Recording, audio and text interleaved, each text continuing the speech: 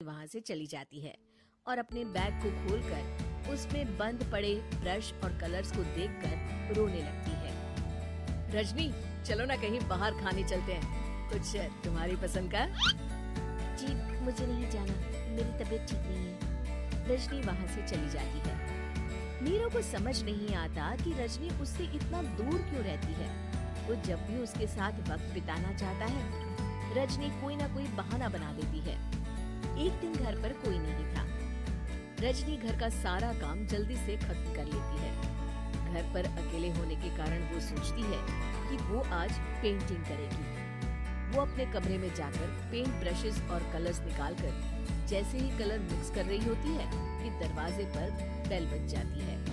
अब कौन आ गया इस वक्त? इतनी मुश्किल से तो मुझे पेंट करने का मौका मिला है। रजनी दरवाजा खोलती है तो उसकी सास अपनी सहेलियों के साथ खड़ी होती है और सब घर के अंदर आ जाते हैं। अरे बहू, सबको शरबत बनाकर पिला दे, बाहर तो बड़ी गर्मी है। जी। रजनी पेंट ना कर पाने से उदास हो जाती है। उसे गुस्सा भी आ रहा होता है कि उसने इस शादी के लिए हाँ क्यों कह दी। वो रसोई में जा रही होती है कि उसकी सास उसे रोकती है। बहू, सबके खाने का भी इंतजाम कर लेना, आज का लंच तो ये सब यहीं करेगी। हाँ। रजनी बिना कुछ कहे रसोई में चली जाती है। सबके लिए खाना बनाती है। सब खाना खाते हैं और रजनी घड़ी देखती है कि ये सब कब जाएंगे ताकि वो अपनी पेंटिंग कर सके।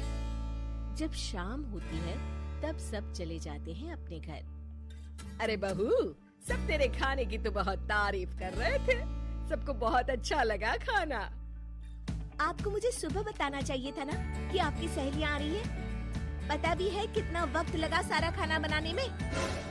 अरे बहू, तू ऐसे कैसे बात कर रही है मुझसे? तो और कैसे बात करूं? मैं इस घर की कोई नौकरानी नहीं हूँ कि इतना काम करूंगी।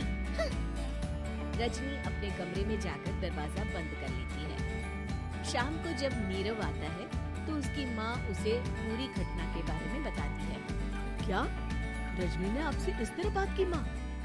हाँ, और पता नहीं उसे क्या हो गया है, शाम से बाहर भी नहीं आई है। मैंने तो कई बार आवाज दी, खाना भी नहीं खाया उसने। तू ही बात करके देख ले बेटा।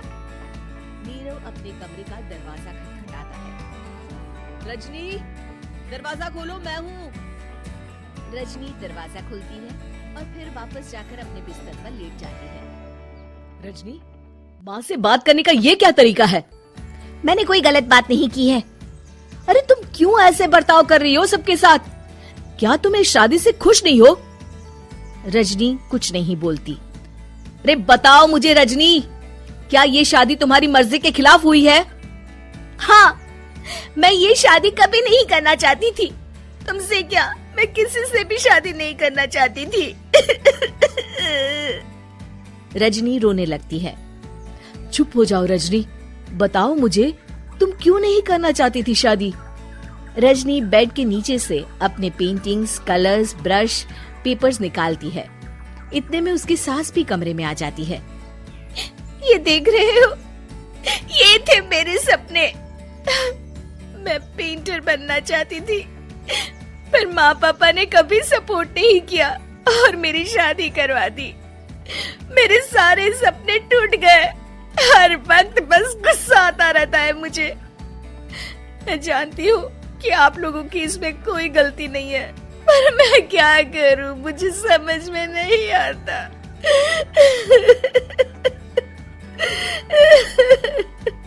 रजनी फूट फूट कर रोने लगती है। मुझे माफ कर दीजिए, आप दोनों के साथ मैं बहुत बुरा बर्ताव कर रही हूँ। अरे रजनी बेटा, चुप हो जाओ तुम। नीरव पानी लेकर आता है। ये लो पानी पियो और शांत हो जाओ। रजनी पानी पीती है और उसकी सास पेंटिंग्स देख रही होती है।